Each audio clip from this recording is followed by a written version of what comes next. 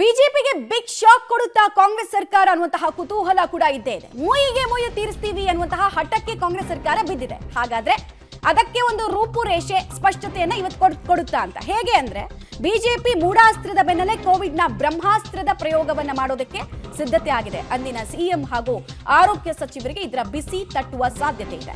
Covid ಕಾಲದ ಹಗರಣದ ಆರೋಪದ ಪ್ರಕರಣದ ವರದಿ ಸಲ್ಲಿಕೆ ಆಗುತ್ತೆ. ಇವತ್ತು justice John Michael D Cunha ನೇತೃತ್ವದ ತನಿಖಾ ವರದಿಯನ್ನ ಇವತ್ತು ಸ್ವೀಕಾರವನ್ನ ಸಿಎಂ ಸಿದ್ದರಾಮಯ್ಯ ಅವರು ಮಾಡ್ತಾರೆ. ಸೊ ಸಂಕಷ್ಟ ಬಿಜೆಪಿ ನಾಯಕರಿಗೂ ಕೂಡ ಇದೆಯಾ? ಟಿಟ್ ಫಾರ್ ಟ್ಯಾಟ್ ಅನ್ನುವಂತಹ ಪಾಲಿಟಿಕ್ಸ್ ಅಲ್ಲಿ ಇದು ಕೊಡುವಂತಹ ತಿರುವು ಏನು ಅನ್ನೋದು ಕುತೂಹಲ. ನಾವು ಕಾಂಗ್ರೆಸ್ ವಿಪಕ್ಷ ಸ್ಥಾನದಲ್ಲಿ ಇದ್ದಾಗಿಂದ ನೋಡ್ತಾ ಇದೀವಿ ಮೂಢಾಸ್ತ್ರಕ್ಕೆ ಕೋವಿಡ್ನ ಬ್ರಹ್ಮಾಸ್ತ್ರ. ಬಿಜೆಪಿ ಸರ್ಕಾರದ ಅವಧಿಯಲ್ಲಿ ಕೋವಿಡ್ ವೇಳೆ ನಡೆದಿದೆ ಎನ್ನಲಾದಂತಹ ಹಗರಣಕ್ಕೆ ಸಂಬಂಧಪಟ್ಟಂತೆ ತನಿಖೆಯನ್ನ ನಡೆಸಲಾಗಿತ್ತು. ಅಕ್ರಮಗಳ ಬಗ್ಗೆ ತನಿಖೆಯನ್ನು ನಡೆಸೋದಕ್ಕೆ ತನಿಖಾ ಆಯೋಗವನ್ನ ಕೂಡ ಕಾಂಗ್ರೆಸ್ ಈ ಹಿಂದೆ ರಚನೆ ಮಾಡಿತ್ತು. ಸುದೀರ್ಘವಾಗಿ ಎಲ್ಲ ಆಯಾಮದಲ್ಲೂ ಕಮಿಟಿ ತನಿಖೆಯನ್ನ ಮುಗಿಸಿದೆ. ಇವತ್ತು ಅದರ ರಿಪೋರ್ಟ್ ಬರಲಿಕ್ಕಿದೆ. ಜಸ್ಟಿಸ್ ಕುನ್ನಾ ಅವರ ನೇತೃತ್ವದಲ್ಲಿ ತನಿಖಾ ಆಯೋಗವನ್ನ ಸಿದ್ದರಾಮಯ್ಯ ಅವರು ರೂಪಿಸಿದ್ರು. ಹಗರಣದ ತನಿಖೆ ಕುರಿತಂತೆ ವರದಿ ಸಲ್ಲಿಕೆಗೆ ಸಿದ್ದರಾಮಯ್ಯ ಸರ್ಕಾರ ಸೂಚನೆ ಮಾಡಿತ್ತು. ವೆಂಟಿಲೇಟರ್, ಆಕ್ಸಿಜನ್ ಉಪಕರಣಗಳ ಖರೀದಿ ಹಾಗೂ ನಿರ್ವಹಣೆಯ ಲೋಪಕ್ಕೆ ಸಂಬಂಧಪಟ್ಟಂತಹ ರಿಪೋರ್ಟ್ ಇದು.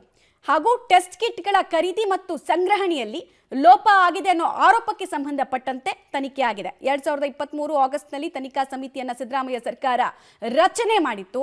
ಫೈನಲಿ ಆಲ್ಮೋಸ್ಟ್ 1 ವರ್ಷ ನೋಡಿ, 2023 ಆಗಸ್ಟ್, ಈಗ 2024 ಆಗಸ್ಟ್, 1 ವರ್ಷಗಳ ಸುದೀರ್ಘ ತನಿಖೆಯ ರಿಪೋರ್ಟ್ ಸಿದ್ದರಾಮಯ್ಯ ಕೈ ಸೇರುತ್ತೆ. ಡೀಟೇಲ್ಸ್ ಕೊಡ್ತಾರೆ ಶ್ರೀನಿವಾಸ್. ಈಗ ಟಿಟ್ ಫಾರ್ ಟ್ಯಾಟ್ ಅಥವಾ ಜಿದ್ದಿಗೆ ಬಿದ್ದ ಹಾಗೆ ಕಾಣಿಸ್ತಾ ಇರುವಂತಹ ಸರ್ಕಾರಕ್ಕೆ ಇವತ್ತು ಸಲ್ಲಿಕೆ ಆಗುವಂತಹ ರಿಪೋರ್ಟ್ ವಿಪಕ್ಷಗಳಿಗೆ ಹೇಗೆ ಅಪಾಯವನ್ನ ತರಬಹುದು, ಏನೇನ್ ಸಾಧ್ಯತೆ ಇದೆ?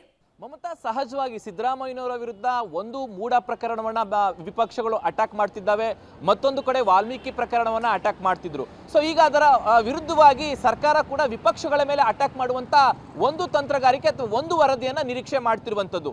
ಹಿಂದಿನ ಬಿಜೆಪಿ ಸರ್ಕಾರದಲ್ಲಿ ಕೋವಿಡ್ ನಲ್ಲಿ ದೊಡ್ಡ ಮಟ್ಟದ ಹಗರಣ ಆಗಿದೆ ಅನ್ನುವಂತಹ ಒಂದು ಆರೋಪಗಳನ್ನ ಕಾಂಗ್ರೆಸ್ ಮಾಡಿತ್ತು. ಅದರ ಹಿನ್ನೆಲೆಯಲ್ಲಿ ಸರ್ಕಾರ ಬಂದ ಕೂಡಲೇ ಜಾನ್ ಮೈಕಲ್ ಡಿ ಕುನ್ನಾ ಅವರ ನೇತೃತ್ವದಲ್ಲಿ ಆಯೋಗವನ್ನ ರಚನೆ ಮಾಡಿತ್ತು. ಈಗ ಅವರು ವರದಿಯನ್ನ ಸಲ್ಲಿಕೆ ಮಾಡಲಿಕ್ಕೆ ಸಿದ್ಧತೆಯನ್ನ ಮಾಡ್ಕೊಂಡಿದ್ದಾರೆ.